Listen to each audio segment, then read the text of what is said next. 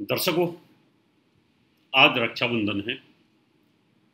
रक्षाबंधन पहली बात क्यों मनाया जाता है, इसका शुभ मुहूर्त क्या है और कैसे मनाना चाहिए, और रक्षाबंधन पर भद्रा का क्या महत्व है, इसकी जानकारी मैं आज आपको सटीक दूंगा। आज सुबह 10:59 पर पूर्णिमा शुरू हुई। पूर्णिमा के साथ भद्रा भी शुरू होगी। जर्नली क्या होता है, कभी कभी भद्रा पूर्णिमा के उत्तरार्ध में आती है, कभी पूर्वार्ध में आती है। तो इस बार तो भद्रा पूर्णिमा के साथ ही शुरू हो गई। अब बड़ी परेशानी ये हो गई है, भिन्न भिन्न मतों के जो लोग हैं यहाँ कंट्राडिक्ट हो गए हैं कि आज मनानी चाहिए या कल मनानी चाहिए।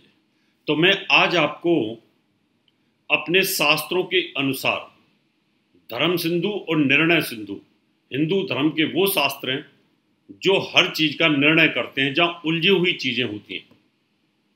तो मैं आज आपको बताना चाहता हूं, सुबह 10:59 पर पूर्णिमा के साथ साथ भद्रा भी शुरू हुई है। भद्रा ये हमारे शरीर के ऊपर व्याप्त रहती है, शरीर के ऊपर इसका ज्यादा प्रभाव रहता है। शरीर में चेहरे के ऊपर इसको सम्मुख बोलते हैं, और ये भद्रा सम्मुख है। पृथ्वी लोक की भद्रा है। 3 प्रकार की भद्राएं होती हैं, पाताल लोक, पृथ्वी लोक और स्वर्गलोक। स्वर्गलोक और पाताल लोक की भद्रा शुभ होती हैं। पृथ्वी लोक की जो भद्रा यानी पृथ्वी के ऊपर होती है वो खराब होती है, यानी उसमें नुकसान होता है। भद्रा होती क्या है, विष्टि नाम का एक करण होता है, तिथि का आधा भाग। यानी जैसे जैसे तिथि के ऊपर से चंद्रमा चलता है, 6 डिग्री चलता है, उस विष्टि नाम के करण पे जब चंद्रमा मूव करता है तो पृथ्वी लोक के ऊपर पूर्णिमा के दिन अमृत फेंकने के बजाय उस दिन वो पॉइजन फेंकना शुरू कर देता है, जहर फेंकना शुरू कर देता है, अशुभ योग बनाता। अशुभ योग के अंदर रक्षा सूत्र नहीं बांधा जाता। अब बात आती है तो हम इसको बांधे कैसे। और ये भद्रा शाम को 9:03 तक चलेगी। अब हमारे पास ऑप्शंस ये हैं, या तो हम रात को 3:09 के बाद में, और अमृत काल यानी अमृत की चौघड़िया के अंदर वो 1.5 घंटे की अप्रॉक्सीमेट ये समय के हिसाब से होती है, करीब 1 घंटा सवा घंटा ऐसे उसका योग होता है, उसमें बांधी जाए वो।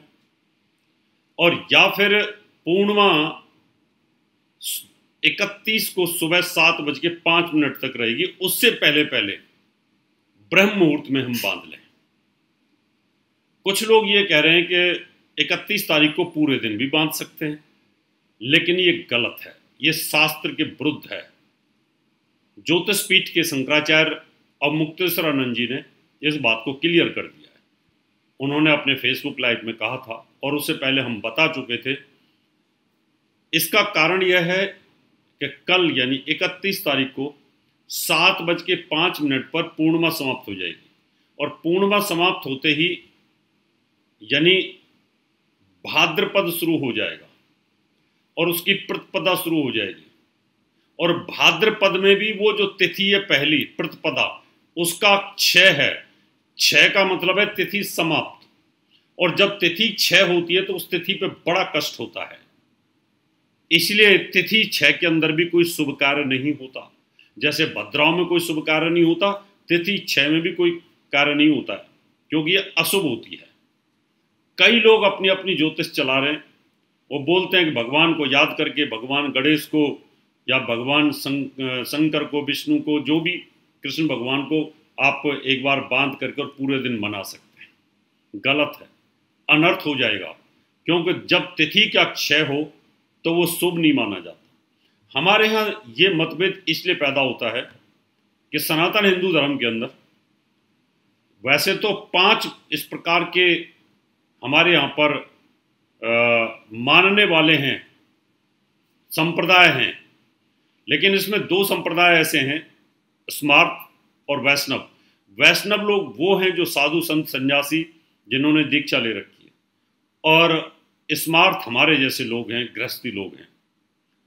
तो जो वैष्णव लोग हैं उनकी एक जिद होती है कि सूर्योदय तिथि होनी चाहिए, चाहे वो 2 मिनट की हो, 1 मिनट की हो, 5 मिनट की हो या आधा सेकंड की, हम उसी तिथि को लेंगे। लेकिन वो गलत है पूर्णतः। श्रावण मास के अंदर रक्षाबंधन मनाया जाता है, आप भादों में कैसे मना सकते हैं, भाद्रपद में कैसे मना सकते हैं? वो पॉसिबल ही नहीं है।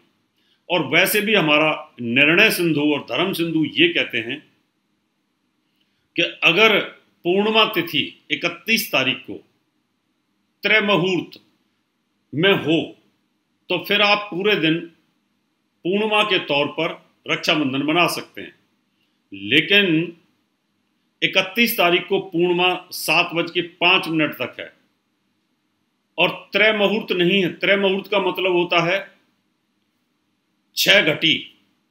6 घटी का मतलब होता है 2 घंटे 24 मिनट, सूर्योदय से लेकर 2 घंटे 24 मिनट तक।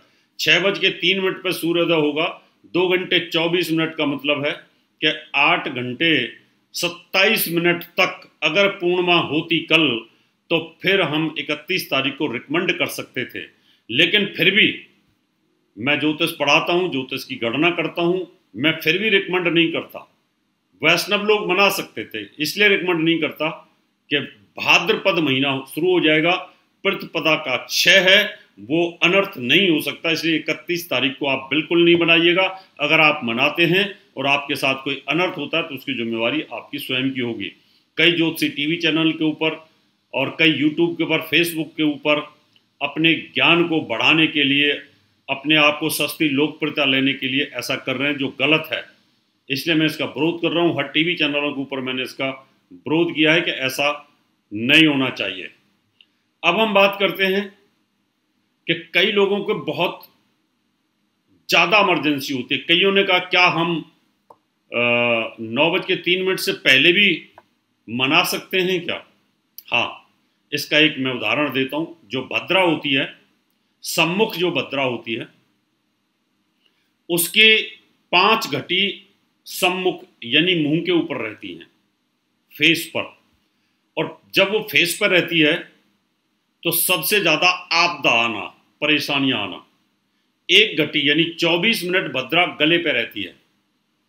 जब गले पर रहती है तो मृत्युतुल्य कष्ट देती है परिवार के अंदर। 11 घटी वो वक्ष के ऊपर रहती है, छाती के ऊपर रहती है। यहां पर धन की हानि होती है, पैसा खत्म होना शुरू होता है। और वो 4 घटी नाभि के ऊपर रहती है, 4 घटी नाभि के ऊपर, दुर्घटना। 6 घटी कमर पर रहती है, पागलपन।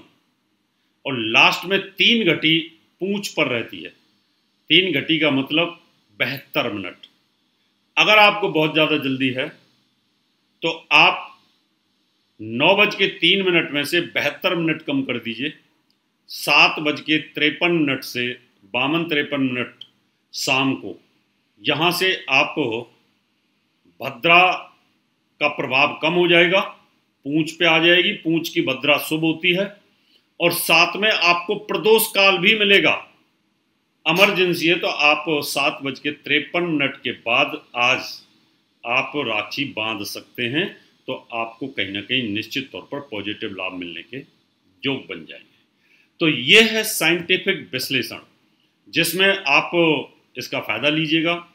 कुछ लोग गुमराह कर रहे हैं, कुछ लोग सनातन धर्म को बदनाम कर रहे हैं, कुछ बोलते हैं कुछ नहीं होते मुहूर्त। अगर मुहूर्त नहीं होते तो फिर ईद के चांद की कोई ज़रूरत ही नहीं थी। फिर ईद का पूरे वर्ल्ड में जितना बड़ा त्यौहार मनाया जाता है, तो फिर चांद को देखने की आवश्यकता ही ना होती, फिर क्या जरूरत थी। और अगर मुहूर्त न होते तो फिर करवा चौथ चांद तो देखने की कोई ज़रूरत ही नहीं होती, फिर तो मतलब ही नहीं था। तो ऐसे बहुत सारे चीज़ें हैं जहाँ पर हमें मुहूर्तों की आवश्यकता होती है, शुभता की आवश्यकता होती है। कई लोग ये भी कह रहे हैं कि रात को रक्षाबंधन नहीं बनाया जाता। देखिए, मैं बताना चाहता हूँ, जब भी जागरण होता है माता का तो रात को ही होता है। 10, 11, 12 बजे के बाद शुरू होता है और उस समय पर हम रक्षाबंधन बांधते हैं, नवग्रह की आहुति करते हैं, यज्ञ करते हैं, हवन करते हैं। दीपावली के पर्व के ऊपर भी रात को ही बांधते हैं। जितने भी जागरण, जगराते, रामायण 24 घंटे का पाठ होता है, उन सब में इन सब चीज़ों का विधान होता है। हाँ, लेकिन ये सच है कि रात को हमें अवॉइड करना चाहिए, क्योंकि रात को पापी ग्रह बलवान होते हैं और दिन में देवता ग्रह बलवान होते हैं, इसलिए हमारे यहाँ दिन में ज़्यादातर मुहूर्तों को फॉलो किया जाता है।